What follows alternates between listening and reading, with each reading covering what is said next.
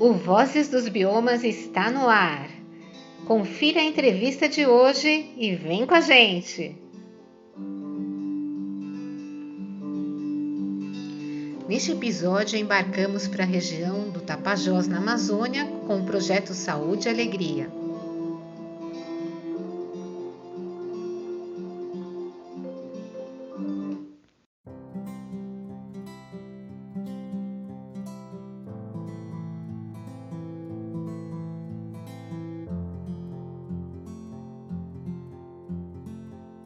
Nosso 104º convidado no programa Vozes dos Biomas é o ambientalista e empreendedor social Caetano Scanavino, coordenador da organização não governamental Saúde e Alegria de Santarém, Pará, criada em 1987. Ele nos conta a experiência de integração, especialmente com os povos da floresta da Bacia do Tapajós, que envolve educomunicação, saúde fluvial e justiça socioambiental na conservação do bioma amazônico. Scanavino, obrigada por sua participação. E a primeira pergunta, que eu te dirijo é nada melhor que você contar para a gente qual é a história, do Saúde e Alegria, como tudo começou. Oi, Sucena. Oi, todos, todas, todes. Muito bom estar aqui, bom estar revendo você e a oportunidade de falar um pouquinho da gente, do Tapajós, né? Bom, a Saúde e Alegria começou lá atrás com meu irmão médico. A gente é de São Paulo capital. Ele veio antes para cá e veio como médico da prefeitura, junto com a esposa dele na época, Márcia Gama, arte educadora. Aí começaram a fazer trabalho nas comunidades como médico do interior. E aí viu que o tão importante quanto o atendimento era a educação em saúde, começou a fazer brincadeiras educativas, gincanas. E aí teve eleições, ele não quis se envolver, acabou se desligando da prefeitura, voltou para São Paulo. E na época o meu pai, falecido pai, falou: por que não abre uma entidade, né? Entidade hoje é coisa divina, né? E ninguém falava ONG, organização não governamental, isso anos 85. E quando foi, nessa época, criado a ONG, na verdade, a razão social é CEAP, Centro de Estudos Avançados de Promoção Social e Ambiental. O projeto Saúde e Alegria é o nome fantasia, né?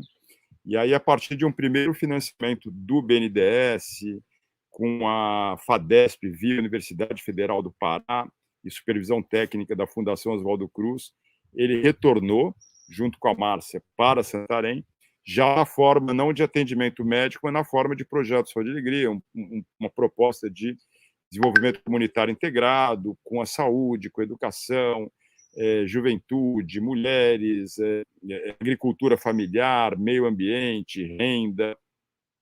E aquelas brincadeiras todas viraram o Gran Circo Mocongo de saúde e alegria. Né? Que aí, às vezes, é mais fácil você fazer um teatro, uma brincadeira, uma paródia, uma música para tratar água com cloro, para fazer o soro caseiro no combate à desidratação, do que a gente ficar teorizando ali ao meio-dia, naquele calor todo, né? E isso foi já em 87, criou-se uma equipe inicial. Nessa época, eu trabalhava com produtora de vídeo, fotografia, fotojornalismo em São Paulo. Tinha vindo de uma campanha política também, que, nossa, eu preciso de um ano sabático, não quero mais saber disso. Acabei, não, vou passar uns 6 meses na Amazônia, lá ajudar a montar a parte de comunicação, de educomunicação da ONG, e aí volto para São Paulo, né? E não imaginei, vim para ficar 6 meses, eu estou há 33 anos aqui na região do Tapajós, justamente nessa construção de saúde e alegria. É uma oportunidade assim de, diferente de trabalhar com a árvore, com o bicho, com a planta na Amazônia, a oportunidade de poder estar trabalhando e construindo junto com os povos ali do Tapajós, das comunidades, das aldeias. E a gente sempre chega com aquela visão de paulista metido a saber tudo, achar que é salvador da pátria, essa coisa toda. E eu descobri que eu não sabia de nada. Né? Nesses 33 anos, até hoje, aprendi muito mais com eles do que eles comigo. E assim é o Saúde e Alegria, né? tentando juntar ali o input técnico com o saber comunitário e a gente, a partir disso, tentar construir juntos soluções para as necessidades mais prementes. A comunidade acaba ganhando uma solução e um benefício concreto, e a instituição acaba ganhando uma tecnologia social, quando bem-sucedida, que pode até virar, né, referência, exemplo, modelo para políticas públicas mais adequadas à realidade, ao contexto amazônico, né? E assim foi surgindo o Saúde e Alegria, uma construção coletiva que mexe com de tudo um pouco, não só saúde, não só alegria também, tem as nossas dificuldades. E hoje a gente é o que é, principalmente talvez por essa construção, esse aprendizado permanente, né? Equipe técnica e comunidades.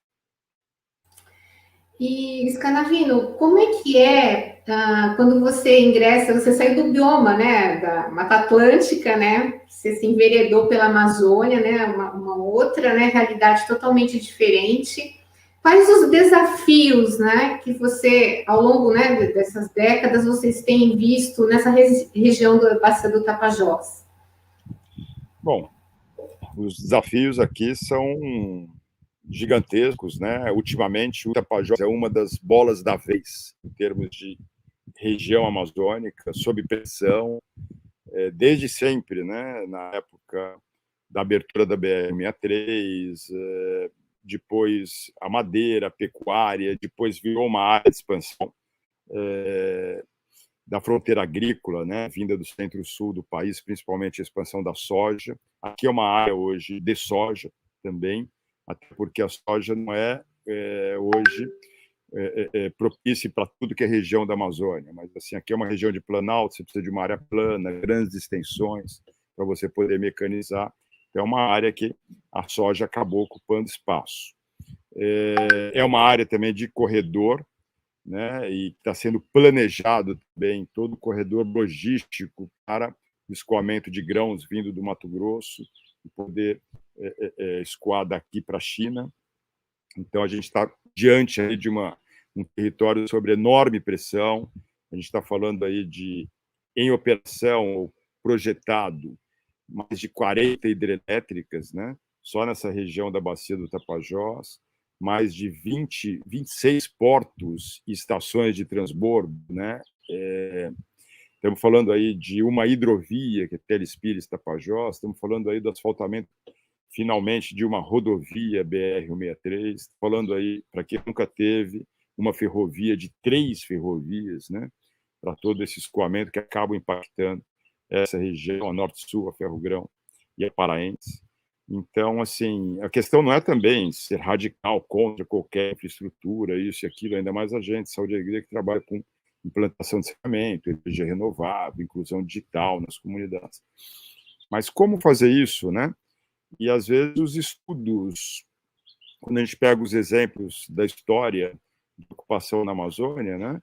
A gente vê, muitas vezes, o estrago é feito e depois que vai se ver e se arrepender ou tentar voltar atrás para algo que já se tornou irreversível, né? Então, às vezes, é feito um estudo para uma hidrelétrica ou uma estação de transbordo ou um porto, mas não é feito com a devida seriedade e profundidade um estudo do conjunto dessas obras numa mesma bacia. Como é que seria o impacto, seja ambiental, seja social ou socioambiental, né? Numa área em que vivem populações tradicionais, numa área bastante conflituosa também, né? Então, soma-se a tudo isso empreendimentos mineradores, de bauxita. O Tapajós hoje é a bola da vez, né? Junto com Roraima, ali na região do Yanomami, Rondônia também na área de ampliação da atividade ilegal garimpeira, extração do ouro. Então, não são momentos... É uma região de muita beleza, muito potencial econômico também, bioeconômico, né? É possível aqui impactar bastante, inclusive, o PIB nacional a partir de economias baseadas na floresta em pé, mas, ao mesmo tempo, também o que a gente vê é uma predominância ainda daquela visão de desenvolvimento dos anos 70 que insiste em se manter viva. E quem está no Tapajós aqui é testemunho das duas coisas, né? Das belezas, mas também desses desafios que pode estar, inclusive, comprometendo essas belezas, o potencial turístico, altero do chão, da onde eu estou falando aqui agora. Enfim, é preciso debater. É preciso debater essa região com seriedade, né? Sem radicalismos, mas é preciso debater e é preciso fazer o debate certo, né? Não é esse debate de ONGs versus desenvolvimento, progresso versus meio ambiente, mas o que está em jogo é que tipo de desenvolvimento a gente quer, né? Se é um desenvolvimento para poucos ou para muitos, se é um desenvolvimento só para a nossa geração, para a nossa e para as futuras, se é um desenvolvimento para o passado ou para o futuro.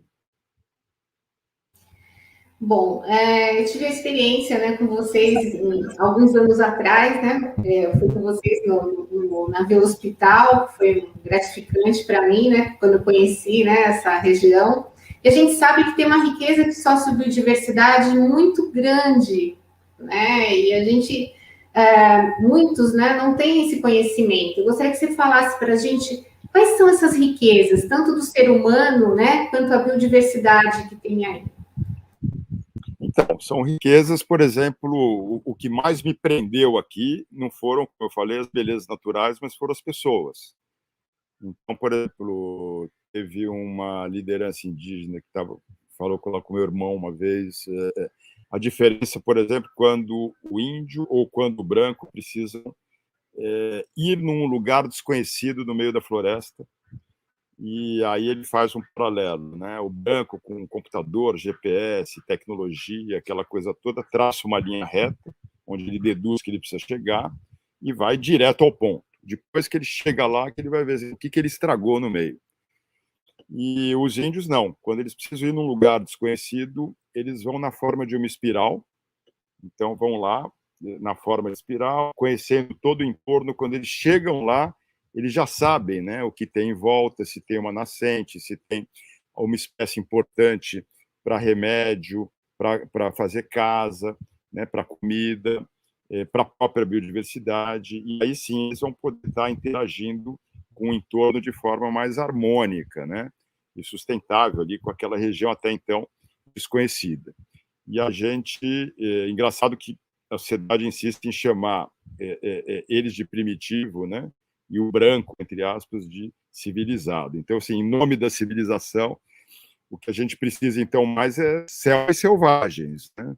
E não mais civilização se a gente for pensar na emergência climática que a gente está vivendo. Então, por exemplo, se a agenda é econômica, a discussão é econômica, tá bom, então vamos discutir economicamente. A gente olha, por exemplo, esse modelo de ocupação, né, que insiste em persistir. De 50 anos para cá, a Amazônia não conseguiu sair dos pífios 6, 7, 8% do PIB nacional.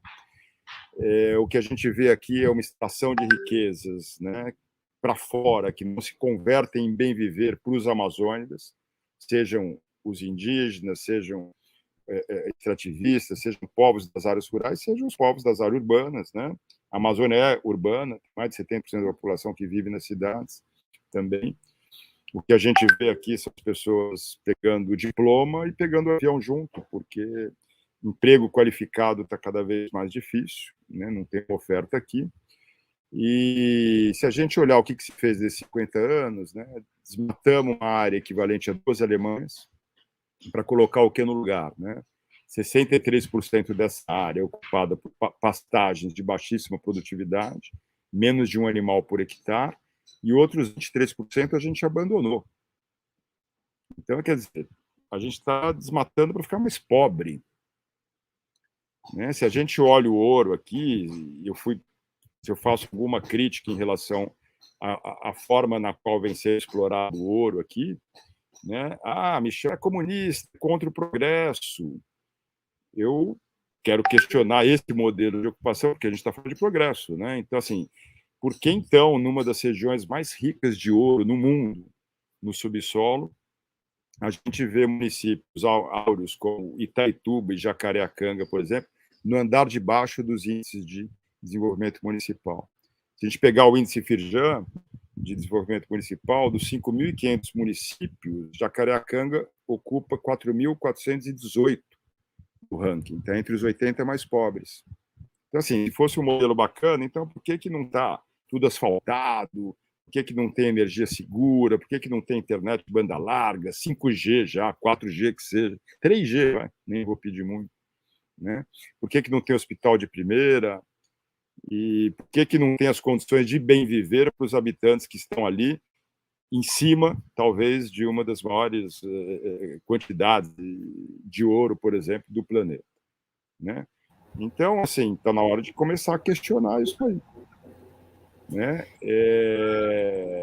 A gente olha, por exemplo, a gente tem um estudo do Mamir Alba, né, com a W, e na época o Ministério da Ciência e Tecnologia, que nos últimos anos assim, você está descobrindo uma espécie a cada 2 dias, uma nova espécie a cada 2 dias. Então a gente começa a olhar, por exemplo, puxa, desmatar uma floresta primária faz sentido quando dizem que é a mesma coisa que deletar um hard disk sem saber o que tem dentro. De repente, a cura da Covid está aí, a gente não sabe. Eu já esteve, já conseguimos extinguir e nunca vamos saber, né? Se a gente olha, por exemplo, hoje, experiências como sistemas agroflorestais de açaí, não estou falando da monocultura, né? Que às vezes também, em nome de uma nova economia, se repete as más práticas da antiga. O cacau, né? A gente faz aí um paralelo, né? O boi, por exemplo,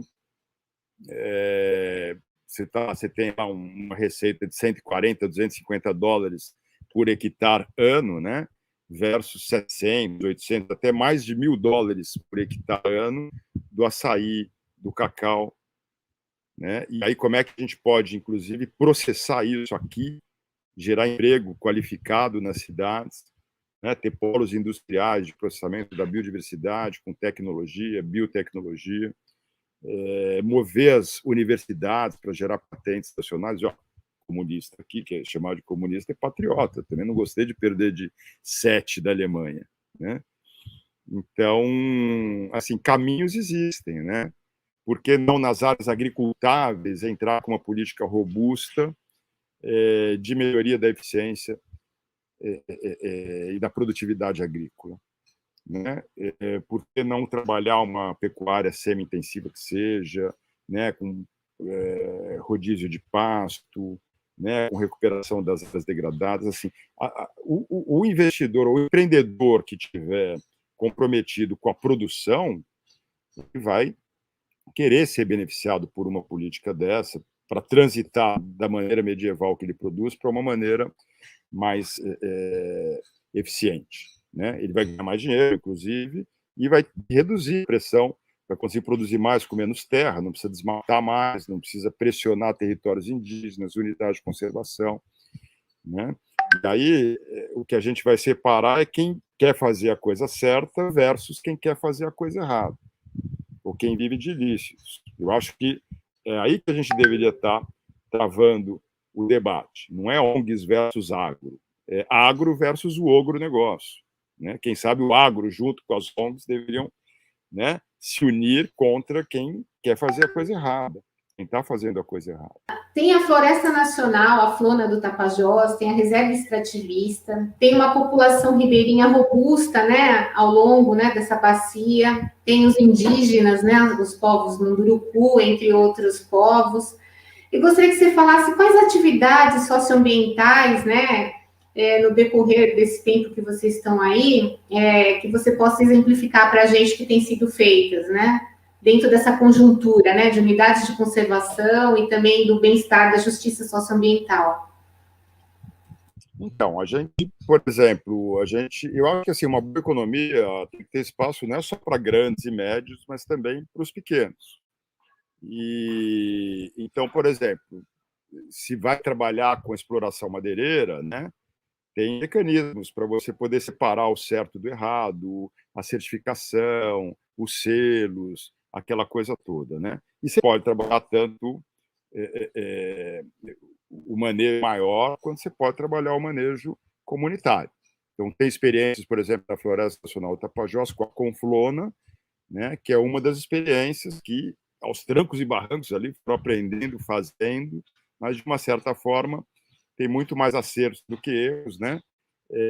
Para que a própria comunidade possa estar gerindo ali a exploração de forma sustentável da madeira ali da unidade de conservação, né? Se a gente vê experiências também na área de bioeconomia, isso é uma coisa que o Sou de Alegria hoje está investindo, através de um programa que se chama Floresta Ativa. A gente vem trabalhando toda a assessoria técnica para os agricultores familiares, né, em poderem estar também reduzindo a necessidade do sistema de corte e queima para sistemas mais amigáveis ao meio ambiente, como, por exemplo, sistemas agroflorestais, montando seus roçados agroecológicos, trabalhando os próprios quintais também, com farmácia viva, geração de alimentos, verduras, hortaliças e tal. E também, quer dizer, então você vai plantar lá andiroba, você vai plantar cumaru, você vai plantar cacau, e depois de 4, 5 anos começa a dar a primeira frutada, né? E aí, em vez de você vender a fruta in natura, para a natura, você pode estar vendendo o óleo, né, processado, ou você pode estar ser o dono ali de todo o processo. Por exemplo, você vai, em vez de fazer manteiga de cacau, vai fazer chocolate, com altíssimo valor agregado. Então, a gente vem investindo nessas questões, a gente está implantando agora, já está iniciando a fase de licenciamento para começar a construção, junto ao Sindicato de Trabalhadores e Trabalhadoras Rurais de Santarém, junto à Cospera, a antiga cooperativa de borracha, que estava meio que na UTI.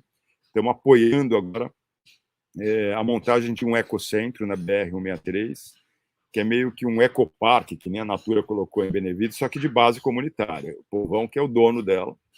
E a ideia é que lá a gente possa ter várias finalidades. Então, está previsto já uma usina de óleos vegetais essenciais, está prevista unidades de destilação da copaíba, está prevista uma casa do mel, a gente vem investindo muito na questão da meliponicultura, da abelha sem ferrão, da abelha indígena aqui, que é a abelha que poliniza, que com a soja desapareceu, em Belterra, por exemplo, não tem mais abelha, né?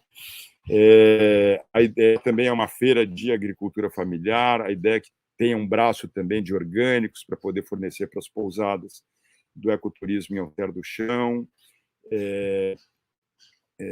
Enfim, assim, existem várias, a perspectiva é que seja modular, quem sabe mais para frente, a partir de experiências como da Sapopema, aqui na região da Várzea do Amazonas, possa lá ter câmeras frias também para o pirarucu manejado. Então, a ideia é que esse ecocentro ele seja meio que uma escola de negócios, mas que seja também exemplo de negócios comunitários a partir da Floresta em Pé, a partir do saber local, da cultura tradicional, a partir do que, de fato, é vocação amazônica, né? Porque o boi e a soja não tem nada a ver com vocação amazônica, sem falar que também não é uma economia que distribui, né? Quem se dá bem é o proprietário ali daquele campo de soja, e alguns poucos contratados, porque é tudo mecanizado, mas a gente precisa criar soluções de floresta em pé, com distribuição de renda, em que impacte um município também em uma escala maior, né? Agora, quando eu falo escala, não estou falando em implantar na Amazônia polos industriais com escala fordista, como se fosse fabricação de carros, essa coisa toda, até porque o bioma é frágil, mas como é que a gente consegue trabalhar com o bom manejo, né? Mas principalmente na valoração econômica desses produtos. Então, como é que a gente consegue, com tecnologia, com alta tecnologia, fazer com que esses óleos, né, esses produtos da sociobiodiversidade tenham alto valor agregado? Então, que a gente priorize a qualidade e a valoração econômica dos produtos e não a quantidade em larga escala, em nome de um novo modelo, repetindo os erros do modelo que deu errado. E, Scanavino, vocês têm um trabalho muito robusto também da educomunicação com a Rede Mocoron, né? E tem um personagem muito importante que, infelizmente, faleceu, né? Que também era representativo, né, nessa rede. Eu gostaria que você falasse de ambos, né? Tanto da rede como do Magnólio, né? Magnólio, nosso querido aqui, né? E Magnólio vive, continua vivo. Na verdade, para quem não sabe, mocorongo é quem nasce em Santarém. Que nem carioca é quem nasce no Rio de Janeiro, mocorongo é quem nasce em Santarém, fora daqui é bullying, né? E aí, como eu falei, a gente tem o Circo Mocorongo, tem a Rede Mocoronga, e aí essa Rede Mocoronga foi onde eu comecei a montar, né? Que é hoje a Rede Mocoronga. Por que ter vindo para cá, que era montar um programa com juventude, formação de grupos de jovens nas comunidades, como repórteres rurais, para poder ter a voz ali, né, dessas populações da Amazônia ditas por eles mesmos, nem precisar eu falar por eles, né? E aí montamos a Rádio Mocoronga, a TV Mocorongo, o Jornal Mocorongo, hoje tem o blog Mocorongo, hoje é tudo na forma de celular, naquela época eram câmeras antigas, né? E aí sempre foi muito bacana, porque você acaba mobilizando essa juventude que ficava sempre meio que refratária ali nos trabalhos comunitários, acaba querendo se atraindo ali por microfone, aquela coisa toda. Só que, em vez de fazer, né, o que a mídia grande faz, vamos fazer a mídia com a cara da comunidade. Então, eles mesmos fazendo. Aí você tem desde locutores esportivos dos torneios de futebol, da Rádio Mocoronga, você tem o repórter que vai entrevistar o mais antigo da comunidade, então ele vai resgatar, ou no jornal, ou no programa de rádio, a receita daquele remédio caseiro, que estava todo mundo se esquecendo. Cada velhinho que se vai é uma enciclopédia de conhecimentos tradicionais que se vão junto, que não acaba não tendo essa passagem, né?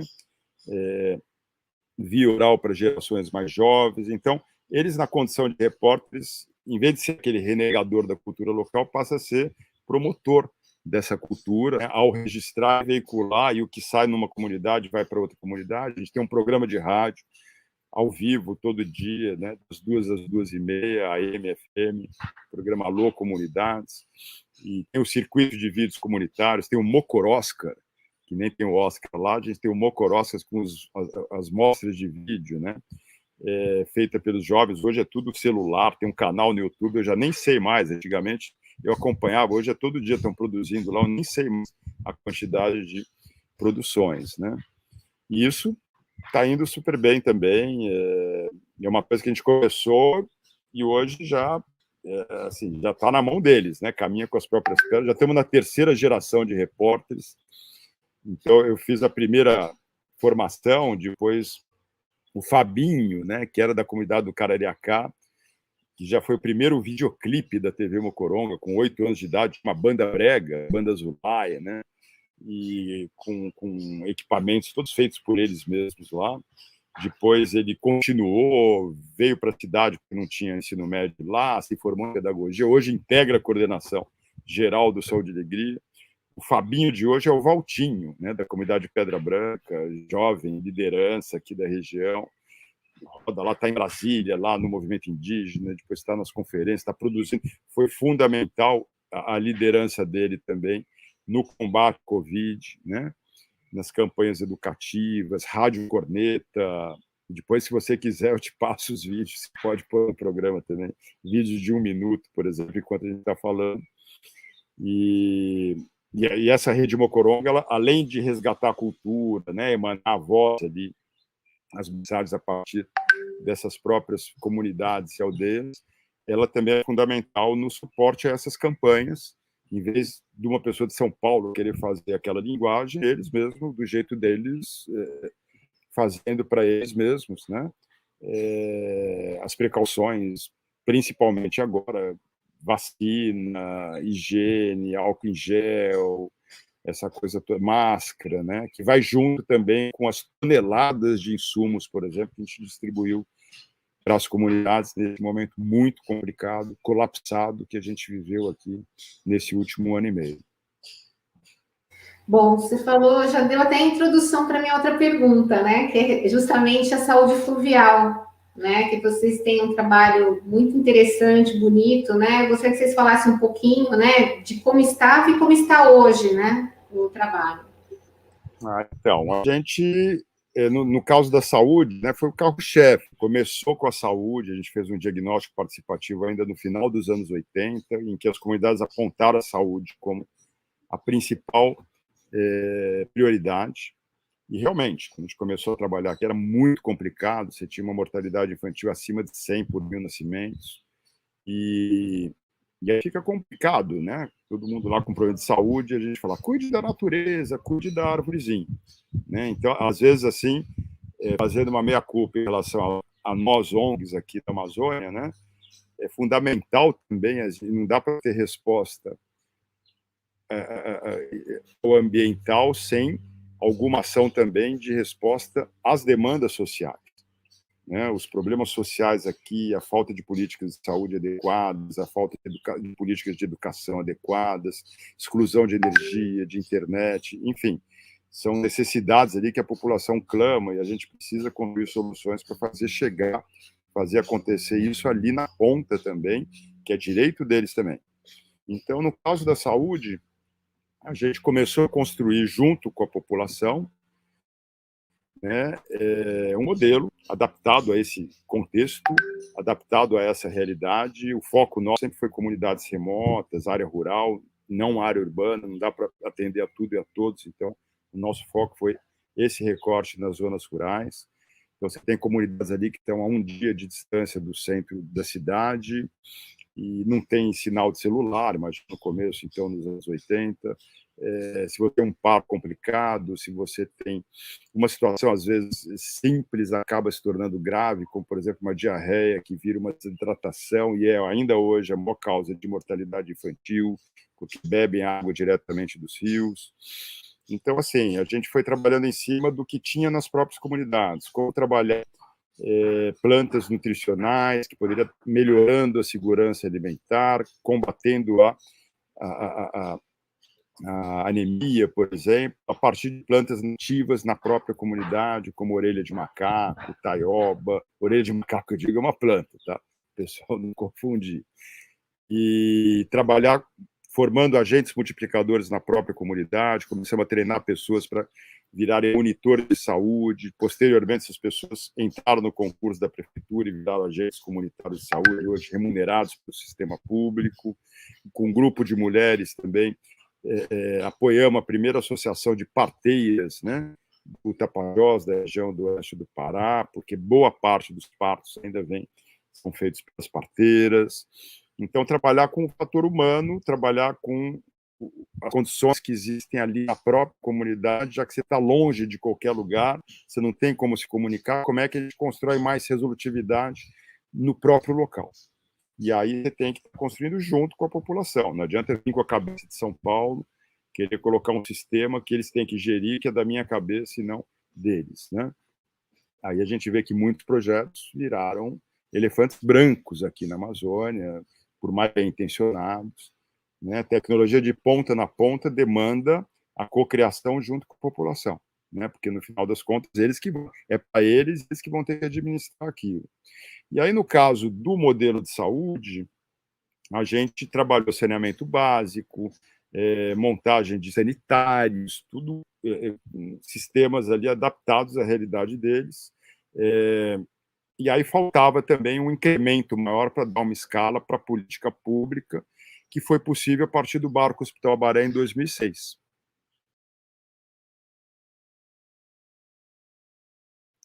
E aí a gente montou, né, a última etapa do modelo foi colocar uma unidade que permitiu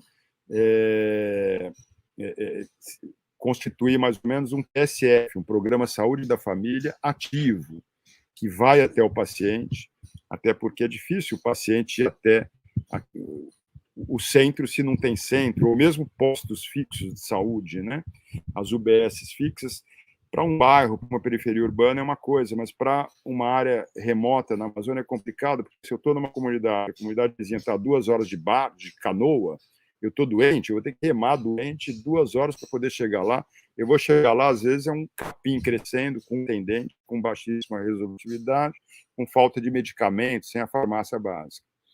Então, como é que a gente mobiliza esses agentes de saúde, como é que a gente mobiliza as lideranças para fazer o controle social, como é que a gente mobiliza para revitalizar essas UBS e postos de saúde, para fazer uma coisa articulada também com uma unidade de saúde da família fluvial, um barco que vai a cada 30 dias, a cada 40 dias, retornando para o mesmo lugar. Então, você passa a criar, dentro de um território definido, um serviço básico, né, de atenção primária, em que você pode estar acompanhando aqueles pacientes, e a gente conseguiu alcançar, através do Barco Abaré, que atende mais de 12 mil pessoas das duas margens do Tapajós, mais de 70 comunidades e aldeias, conseguimos alcançar uma resolutividade de 93%. O que quer dizer isso aí? Para cada 100 pacientes, a gente conseguia resolver 93 no próprio local. Só 7 a gente encaminhava para a cidade. Então, você desafoga também o ambiente hospitalar urbano, que já vive uma demanda reprimida permanentemente. Você tem filas, você tem UTI, essa coisa toda, muito insuficiente a necessidade. Isso antes da Covid, com a Covid, então, mas muito insuficiente, né, a infraestrutura assistencial aqui em relação às necessidades. E aí, esse modelo ganhou prêmio, foi objeto de projetos acadêmicos, recebemos até a visita do Príncipe Charles, né, que veio para o Brasil a última vez, nos 4 dias que ele ficou um dia com Saúde e Alegria, conhecendo a experiência nossa, virou objeto de estudo, né, do Ministério da Saúde. A gente passou tudo para eles, a gente é copyleft, né, e tudo, ó, a gente faz assim, isso aqui, se fizer dar certo, o que a gente deu errado, não faça assim e tal. E aí foi, em 2010 para 2011, foi lançada a Política de Saúde da Família Fluvial, baseada na experiência nossa com a Abaré, em parceria com as prefeituras locais e as organizações comunitárias, não é? Um modelo do Saúde e Alegria, um modelo desse conjunto, dessa soma, né, de expertises do poder público local, das comunidades e do Saúde e Alegria, a nossa equipe técnica. E hoje existem mais de 60 embarcações espalhadas, né, na região do Pantanal e nos 2 biomas, o Pantanal e a Amazônia, é a área de abrangência dessa política.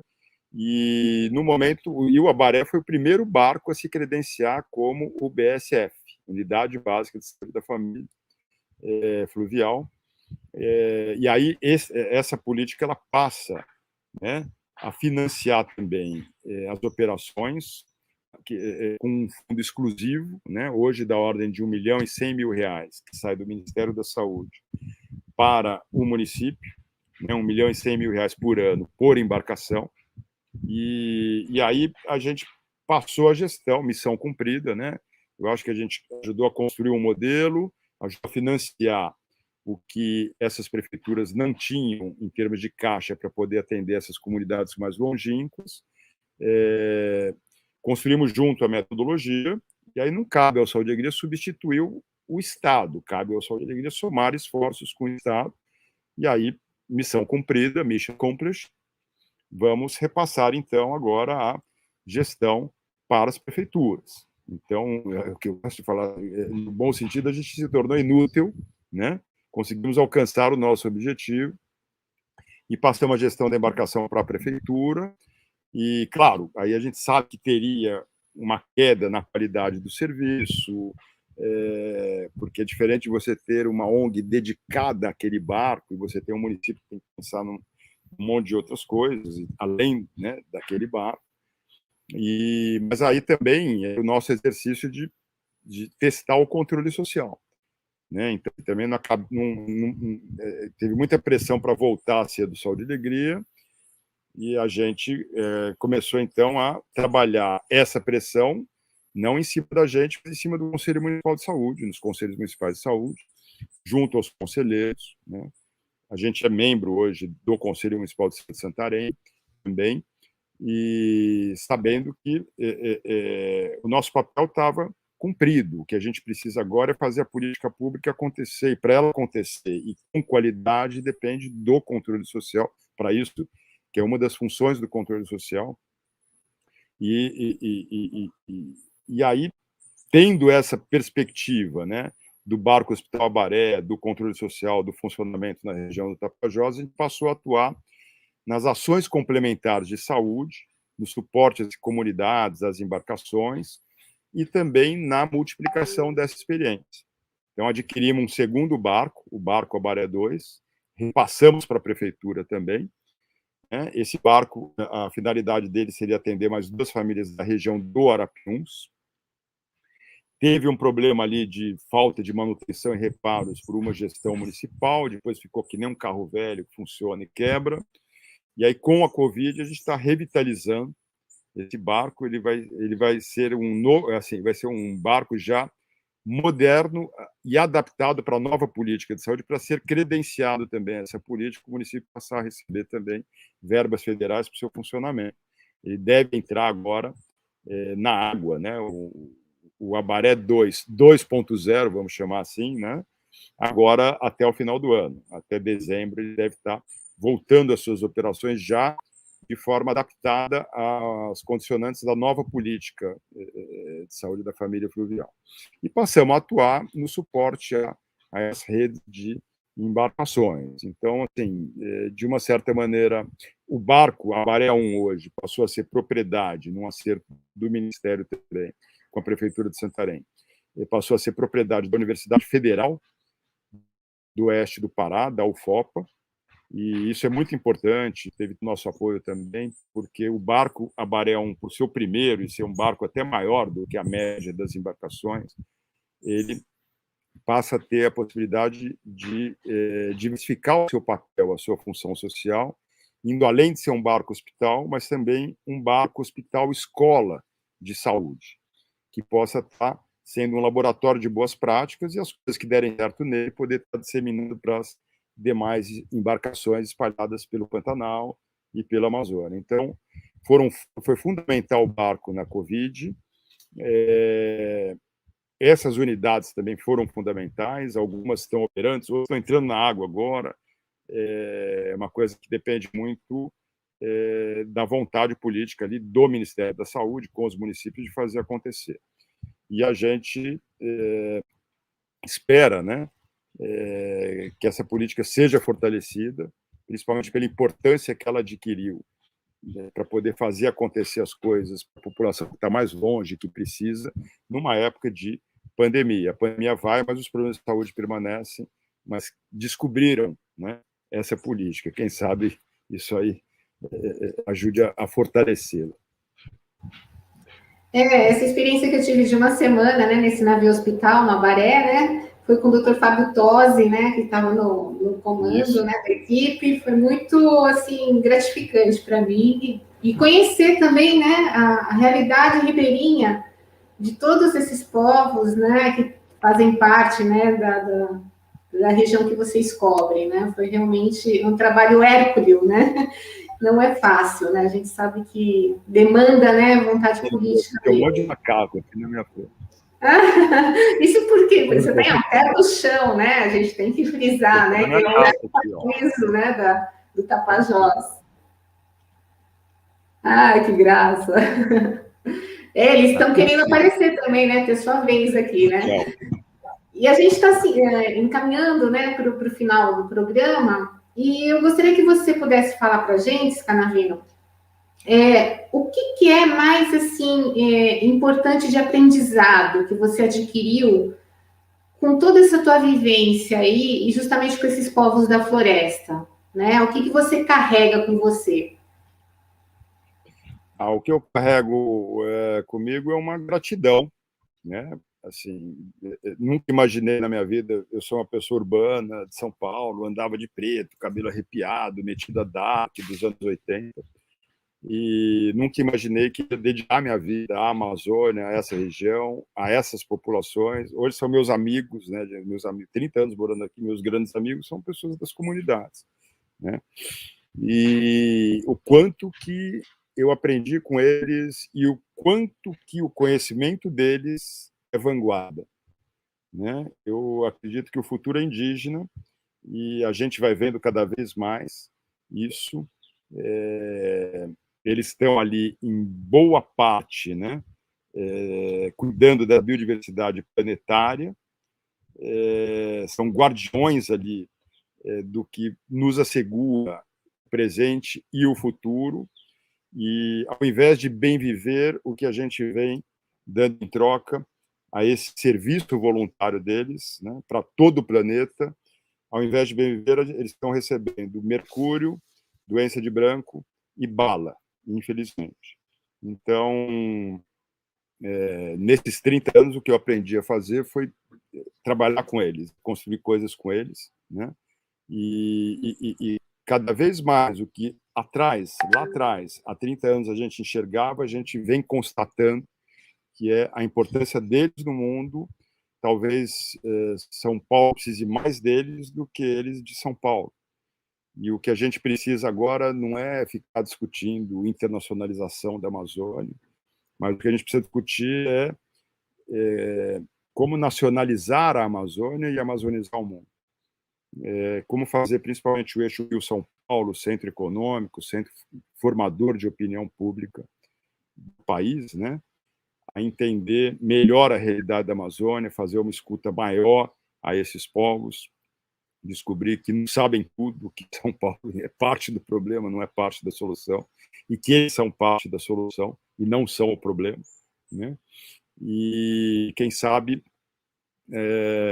também vão descobrir, se fizer esse trabalho, não só o que o Brasil está perdendo, né, mas o que está deixando de ganhar, né? Se a gente, na verdade, às vezes eles enxergam, né? A pessoa que olha para a Amazônia, fala em Amazônia, só imagina problema, ônus, e deixa de ver o bônus que tem nas mãos, né? Numa época agora de emergência climática, em que as riquezas começam a mudar de cor, do preto do petróleo para o verde da floresta em pé, a gente ser o país que detém a maior biodiversidade do planeta, tem uma cultura diversa, mega diversa, povos indígenas, é o maior detentor da Amazônia, do território da Amazônia. Isso aí não traz só uma responsabilidade perante o mundo, mas traz também uma grande oportunidade, né? O Brasil, em vez de ficar que nem um acuado, né, numa defesa, poderia sim, né, se mudasse a visão,